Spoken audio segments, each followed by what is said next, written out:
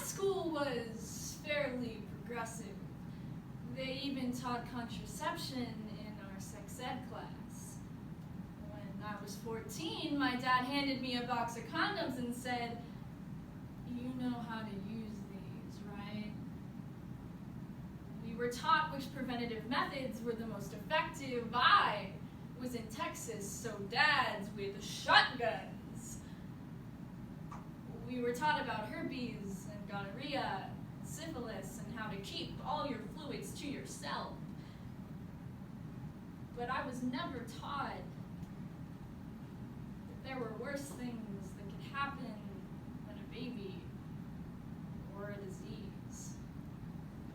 Sex education in the US generally focuses on abstinence and occasionally on scare tactics, but almost never on practical applications for teenagers. Avoiding conversations of assault makes it hard for teens to understand the exploration of their sexuality and of relationships.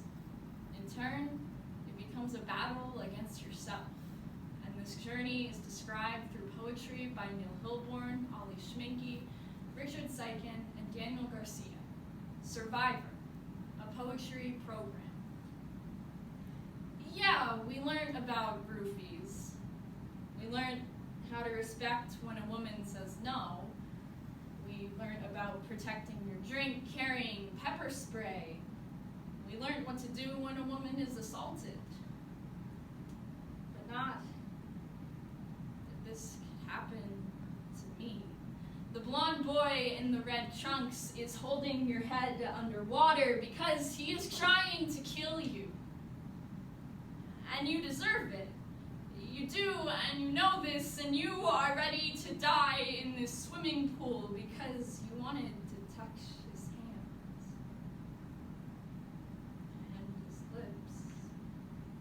And this means your life is over anyway. You're in 8th grade.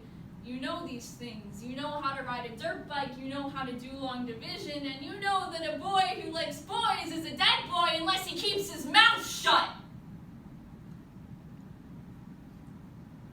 Which is what you didn't do. Because you are weak and hollow and don't matter anymore. I was a virgin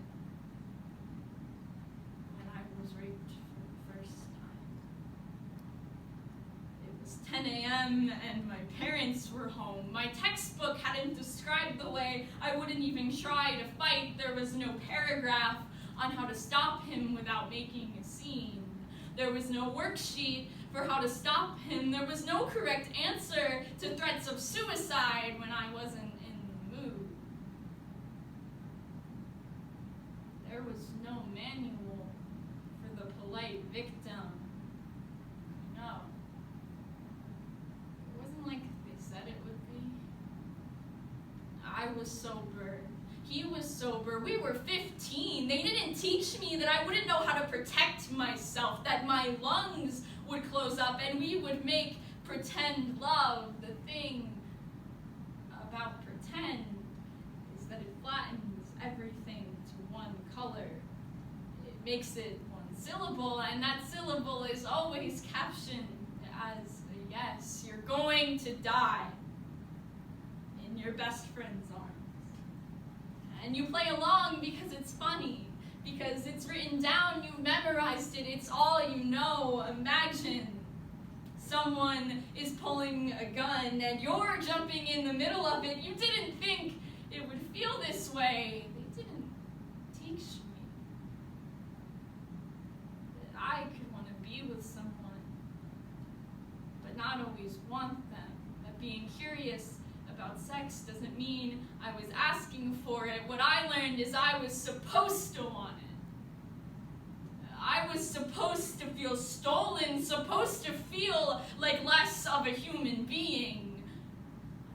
I learned that if you don't scream, no one will listen to you. They don't write about the ones that got away. They only ask how you're doing to hear you say fine. I learned that I was supposed to feel fine. We were lovers after all. And with a love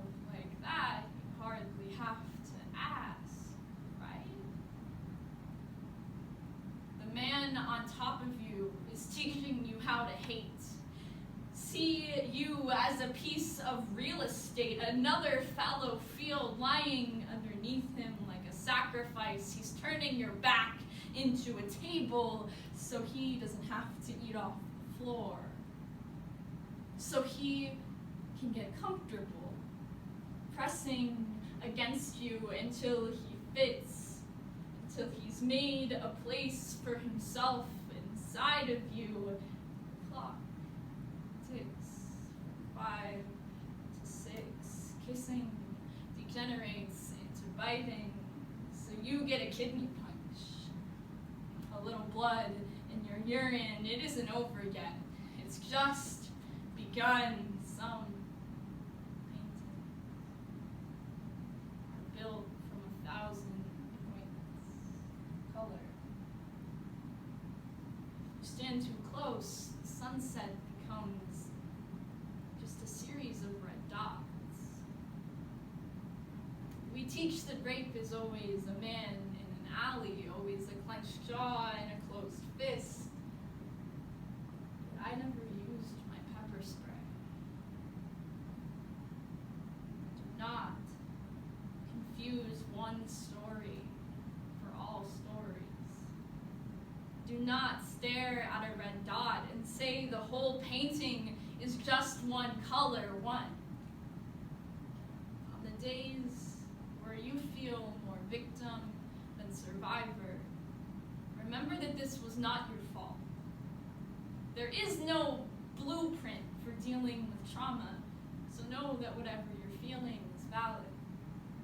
With that said, too, what they say will take you back to that place again, that place of shame and pain and whatever synonym for murder you can come up with.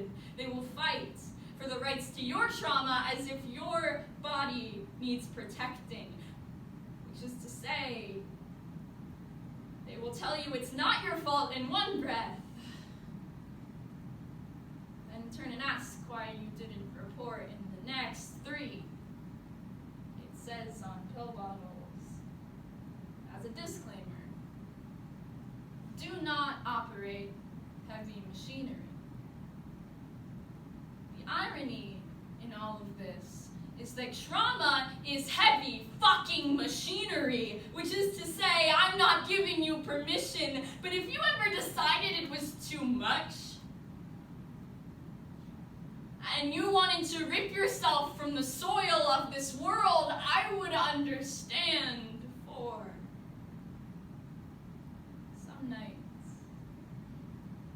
you feel like their hands are reaching for you in the darkness, and some nights, it still feels like his hands are reaching for me in the darkness. But when you wake up, gasping for air, take it as a reminder, because even though it feels like they're still here, you, survivor, are still here. So outgrow every storm the universe rains on you, the mouths of every person that said your name was victim.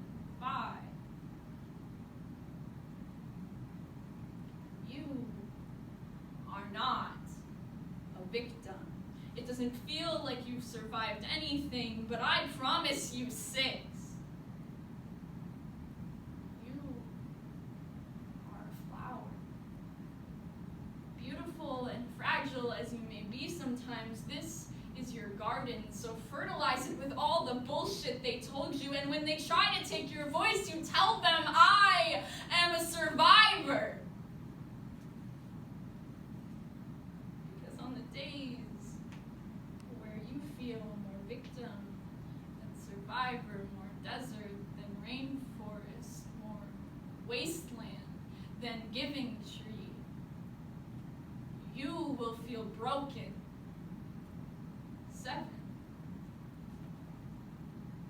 It is okay to feel broken. Broken is where the healing begins. This is where we begin again and again and again. So shake off these growing pains. Stretch your arms towards towards the sun and do the one thing all flowers were meant to do.